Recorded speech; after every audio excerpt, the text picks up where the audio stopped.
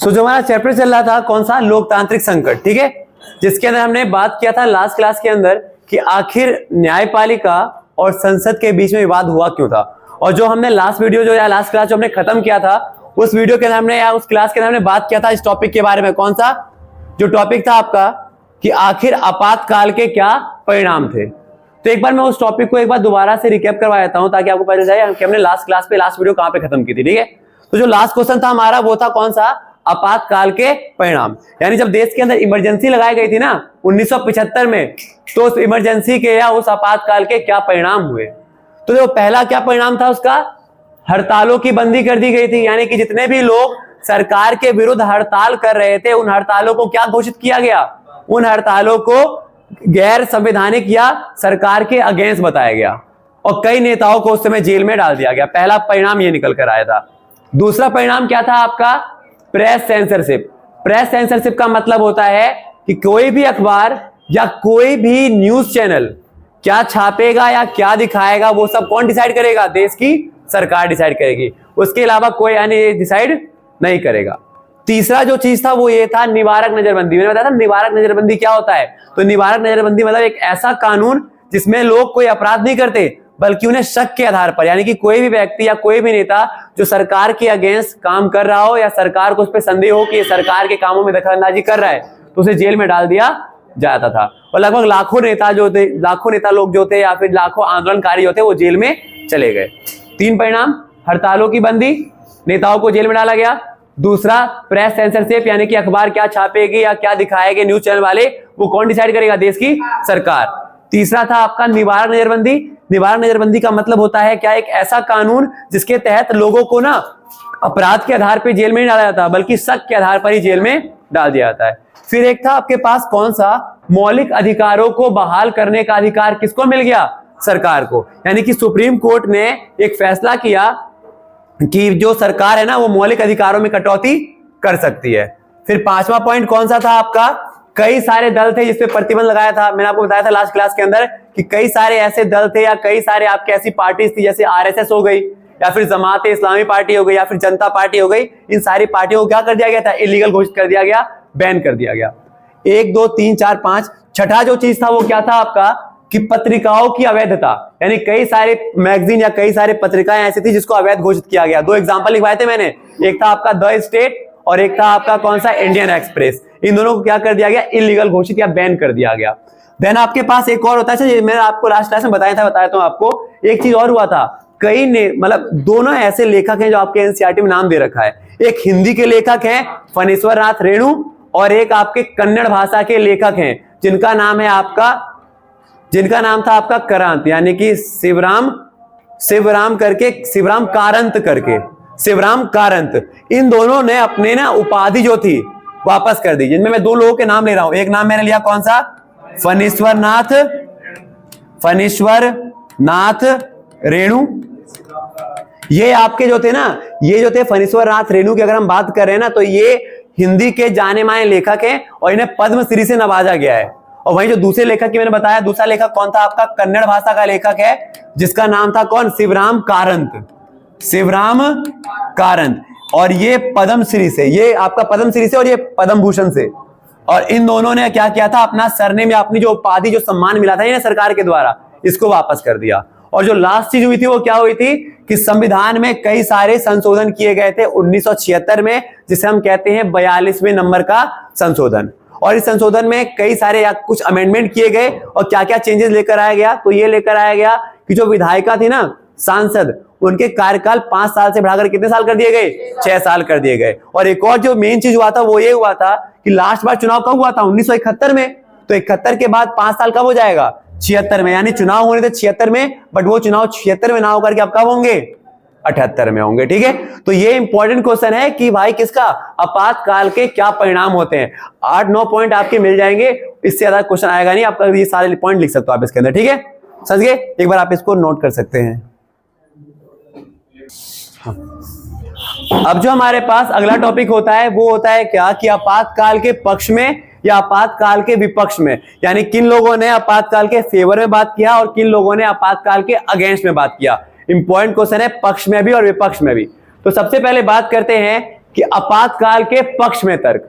तो देखो समझना ध्यान से, तो आपातकाल के पक्ष में ना जो तर्क है आपके पास कि कांग्रेस पार्टी ने क्या कहा अपने बचाव में। जब कांग्रेस पार्टी से पूछा गया कि आपने आपातकाल क्यों लगाया तो उन्होंने क्या क्या जवाब दिए, तो देखना।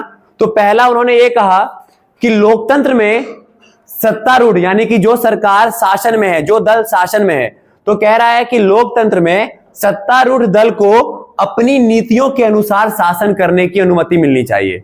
कांग्रेस ने अपने बचाव में यह कहा कि मैंने आपातकाल इसलिए लगाया क्योंकि मेरी पार्टी कांग्रेस पार्टी जो है वो एक सत्तारूढ़ पार्टी है। सत्तारूढ़ पार्टी का मतलब होता है क्या, जिस पार्टी का अभी सरकार है केंद्र में। तो उन्होंने कहा कि और लोकतंत्र में जो भी पार्टी अगर सत्ता में आती है ना तो उस पार्टी को अपनी नीतियों के अनुसार काम करने की पूरी आजादी मिलनी चाहिए। पर यहाँ पे जो प्रदर्शन हो रहे हैं ये मुझे मेरी आजादी मतलब मुझे मेरे हिसाब से काम करने की अनुमति नहीं दे रहे, इसलिए मैंने आपातकाल लगाया। समझ आया? तो आपातकाल के पक्ष में पहली बात क्या कही है, तो आपातकाल के पक्ष में जो कांग्रेसों ने पहली बात कही वो ये बात है कि भाई लोकतंत्र में सत्तारूढ़ दल को अपनी नीतियों के अनुसार शासन करने की अनुमति होनी चाहिए, जो कि ये लोग ये प्रदर्शन के द्वारा या आंदोलन के द्वारा मुझे करने नहीं दे रहे थे। दूसरा क्या उन्होंने बताया, साथ ही लोकतंत्र में सरकार को निशाना बनाकर संसद के बाहर राजनीति की जा रही थी। इन्होंने अपने पक्ष में ये बात कही कि लोग क्या कर रहे हैं, ये जितने भी आंदोलनकारी है ना, ये क्या कर रहे हैं, ये लोकतंत्र में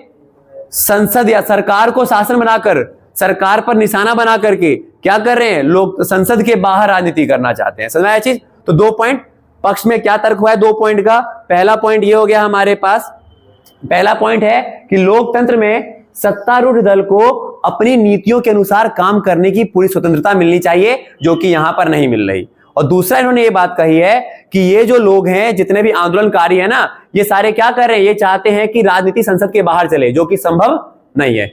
तीसरा पॉइंट क्या था, इन अशांतियों से प्रशासन का ध्यान। इन्होंने ये बात कही कि जितनी भी अशांति मच रही थी, जितना आंदोलन हो रहा था ना, इन आंदोलन से कहीं ना कहीं क्या हो रहा है, हमारा जो ध्यान हो रहा है ना वो विकास नियोजन से भटक जाता है। मतलब ये जितने भी आंदोलन हो रहे हैं तो हम अपना ध्यान कहां फोकस करते हैं, आंदोलन के ऊपर। तो कहीं ना कहीं हम जो विकास संबंधी कार्य करना चाहते हैं वो कर नहीं पा रहे थे, इसलिए हमने आपातकाल लगाया। फिर समझना 3 पॉइंट मैंने क्या बताया कि कांग्रेस पार्टी ने आपातकाल लगाने के पीछे क्या कारण बताए। तो इन्होंने 3 कारण बताए। पहला इन्होंने बताया कि लोकतंत्र में जब भी कोई सरकार जीत जाती है ना तो उस सरकार को अपने नीतियों के अनुसार काम करने की पूरी आजादी मिलनी चाहिए, जो कि यहां पर मिल नहीं रही है।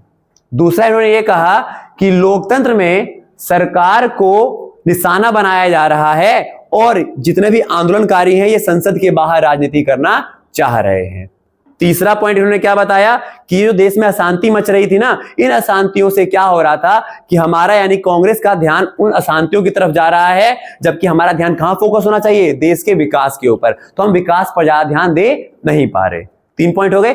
चौथा इन्होंने क्या तर्क दिया, तो उन्होंने सह आयोग, ये सह आयोग है क्या, आगे चल के इसके बारे में बहुत इंपॉर्टेंट क्वेश्चन बनेगा। सह आयोग, तो सह आयोग वैसे बता दो अभी फिलहाल, तो बाद में ना जब सब कुछ सही हो जाता है, आपातकाल हट जाता है, इमरजेंसी हट जाती है, तो जांच आयोग की एक कमेटी बनाई जाती है कि क्या क्या आपातकाल सही था। तो इसके लिए एक बनाई गई समिति सह आयोग। तो सह आयोग ने जब अपनी रिपोर्ट तैयार कर रहे थे ना, तो उस समय इंदिरा गांधी ने इनको चिट्ठी लिखकर एक बात कही थी। वो क्या है कि उन्होंने ये दावा किया था कि विपक्षी ताकत या जो भी विध्वंसी ताकत है उनके प्रगतिशील कार्यों में बाधा कर रही थी। इंदिरा गांधी ने यह कहा कि जितने भी लोग आंदोलनकारी कर रहे हैं ना, ये सारे आंदोलनकारी मेरे प्रगतिशील कार्यों में बाधा कर रहे थे, यानी कि जो काम मैं देश को विकास करने के लिए करना चाहती थी उन सभी कामों में अड़चन पैदा कर रहे थे, तथा उन्हें संविधान की नियमों के या कोई नए नियम बना करके उनको पद से हटाए जाने की कोशिश की जा रही थी। इसलिए मैंने क्या कर दिया, आपका आपातकाल लगाया। 4 पॉइंट मैं फिर से बता रहा हूं, ये इंपॉर्टेंट क्वेश्चन है आपका, कांग्रेस के पक्ष में आपातकाल के पक्ष में कांग्रेस ने क्या तर्क दिया। तो 4 पॉइंट। पहला इन्होंने ये कहा कि जब भी लोकतंत्र के अंदर कोई भी सरकार केंद्र में आती है, कोई भी सत्ता अगर केंद्र में आती है, सरकार अगर केंद्र में आती है ना, तो उसे अपनी नीतियों के अनुसार काम करने की पूरी आजादी मिलनी चाहिए, जो कि मुझे मिल नहीं रही थी। दूसरा इन्होंने ये कहा कि लोकतंत्र में सरकार यानी कि कांग्रेस पर निशाना साधा जा रहा था और ये लोग चाहते थे कि संसद के बाहर राजनीति हो, जो कि देखा जा ही जा सकता था।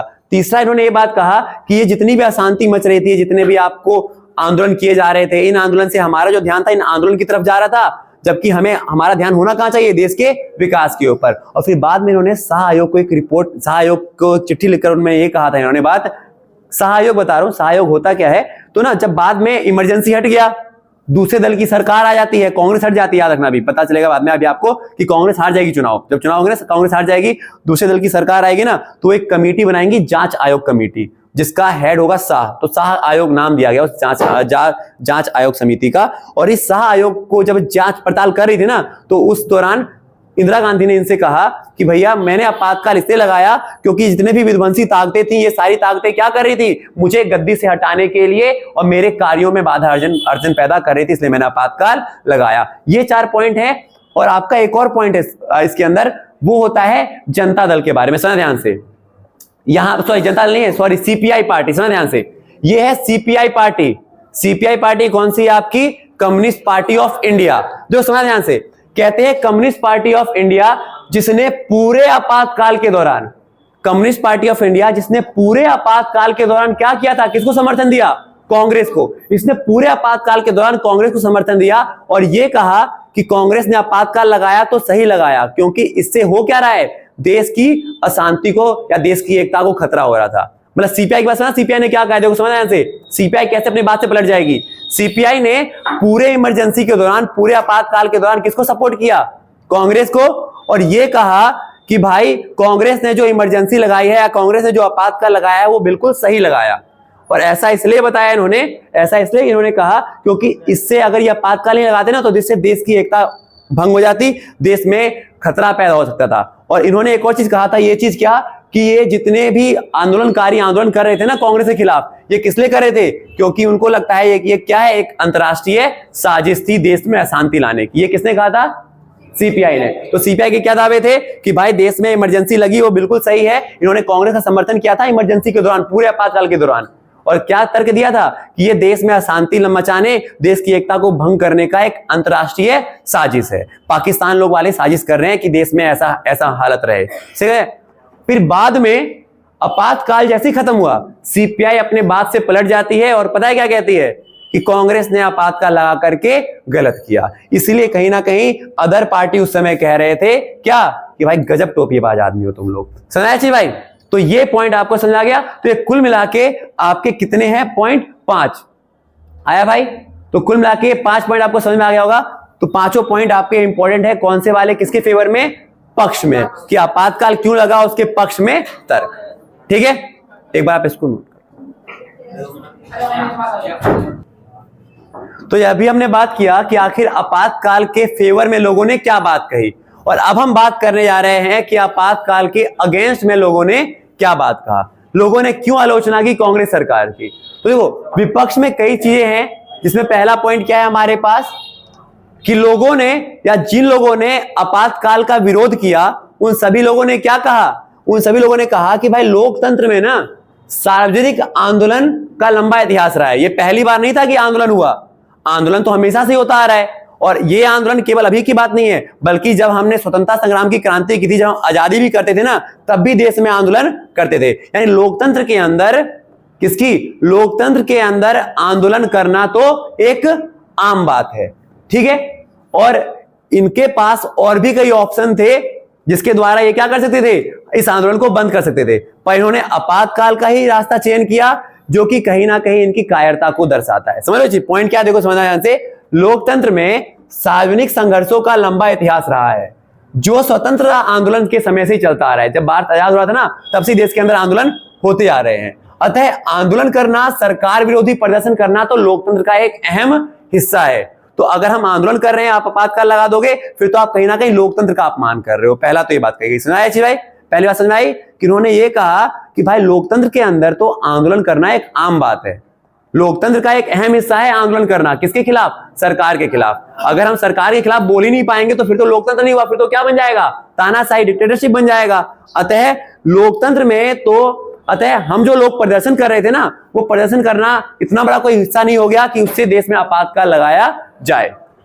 दूसरा पॉइंट क्या था, लोकतंत्र में लोगों को सार्वजनिक रूप से आलोचना करने का पूर्ण अधिकार है, और यहां तक कि इनका मौलिक अधिकार है। मौलिक अधिकार में भी हम पढ़ते हैं ना, स्वतंत्रता का अधिकार, स्वतंत्रता के अधिकार के अंदर हमको एक अधिकार मिल रखा है, कौन सा, कि भाई सरकार के खिलाफ शांतिपूर्ण तरीके से प्रदर्शन कर सकते हो। तो ये 2 पॉइंट समझ आया, पहली आलोचना क्यों हुई? तो पहले लोगों ने आलोचना इस बात के लिए कही कि एक लोकतांत्रिक देश के अंदर तो सरकार के खिलाफ आंदोलन करना, प्रदर्शन करना, धरना देना तो एक आम बात है और ये लोकतंत्र का एक अहम हिस्सा है। और दूसरा, इन्होंने ये बात कही कि लोकतंत्र में सार्वजनिक रूप से जो आंदोलन होते हैं ना, ये तो लोगों का एक अधिकार है और हमने तो बस अपने अधिकार का प्रयोग किया। तो इस अधिकार का प्रयोग करने से यदि आपातकाल लगाने वाली स्थिति आ जाती है तो फिर तो कहीं ना कहीं सरकार की कायरता है। समझ आया?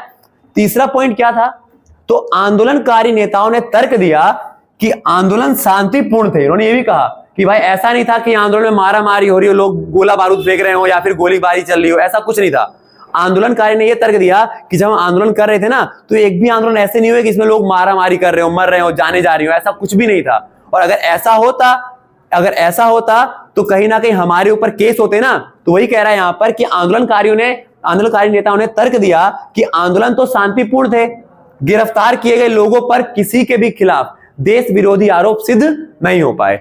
अगर हमारे ऊपर आरोप सिद्ध हो जाते तो हम मानते ना कि हाँ भाई हमने गलत आंदोलन किया, तो ऐसा कोई भी आरोप हमारे ऊपर सिद्ध नहीं हुआ। ये 3 पॉइंट आपको समझ में आया? पहला था कि लोकतंत्र में आंदोलन करना तो अनिवार्य है और अनिवार्य करना हमारा एक मौलिक अधिकार है। और तीसरा पॉइंट ये था कि जितने भी लोग आंदोलन कर रहे थे वो सारे आंदोलन क्या थे? शांतिपूर्ण तरीके से हो रहे थे। ठीक है, और अगर हमने शांतिपूर्ण तरीके से आंदोलन किया फिर तो आपातकाल लगाना कोई उचित बनता नहीं है। 3 पॉइंट समझ में आए? चौथा पॉइंट देखो क्या कह रहा है हमारे पास। चौथा पॉइंट था कि साथ ही उन्होंने कहा कि देश की आंतरिक अशांति की, देखो ये पॉइंट अच्छा है, जब भी ना देश में, जो इंदिरा गांधी ने क्या कहा था कि देश में आंतरिक अशांति हो रही है इसलिए हम आपातकाल लगा रहे हैं अनुच्छेद 352 का यूज करके। ठीक है, बट इन्होंने ये कहा कि आंतरिक अशांति, जब भी देश के अंदर इंटरनल वायलेंस होता है, आंतरिक अशांति अगर मच जाती है ना, तो इसके ऊपर सबसे पहले जो एक्शन लेना चाहिए वो किसको लेना चाहिए? गृह मंत्रालय को, होम मिनिस्ट्री को। पर गृह मंत्रालय तो ऐसा कुछ कहा नहीं, और बिना गृह मंत्रालय के आदेशों के यदि आपातकाल लग रहा है तो कहीं ना कहीं ये सरकार की कायरता है। ठीक है, और चौथा और पांचवा पॉइंट क्या हो जाएगा आपके पास कि आंदोलनकारियों ने यह भी तर्क दिया कि आपातकाल का विकल्प तो अंतिम विकल्प होता है। उन्होंने ये बात कही कि अगर इमरजेंसी लगना होता है ना, तो इमरजेंसी लगना कभी भी पहला ऑप्शन नहीं होता, ये सबसे अंतिम ऑप्शन होता है। सरकार के पास और भी तरीके थे जिन तरीकों का इस्तेमाल करके वो हमारे ऊपर कंट्रोल कर सकती थी कहीं ना कहीं यह, परंतु आपातकाल का चयन करना प्रधानमंत्री के निजी स्वार्थ को दर्शाता है कि उन्हें अपनी गद्दी ज्यादा प्यारी थी। समझ भाई? तो 5 पॉइंट क्या बोला लोगों ने अगेंस्ट में कि लोकतंत्र के अंदर आंदोलन करना तो हमारा अधिकार है और लोकतंत्र में आंदोलन करना कोई नई बात नहीं है, तो हमेशा से चलता आ रहा है। तीसरा पॉइंट ये बताया उन्होंने, तीसरा पॉइंट क्या था हमारे पास? आंदोलनकारी नेताओं ने ये कहा कि भैया अगर हमने आंदोलन, जितने भी आंदोलन किए ना, वो सारे आंदोलन क्या थे? शांतिपूर्ण थे। कहीं पर भी हमने कोई मारामारी या दंगा प्रदर्शन ऐसा नहीं किया कि इससे किसी को नुकसान हो। ठीक है, और चौथा पॉइंट ये था हमारे पास कि भाई कि आंतरिक अशांति की अगर बात आती है देश में, तो ये फैसला करना कि आंतरिक अशांति हुई है या नहीं हुई है कौन तय करेगा? गृह मंत्रालय।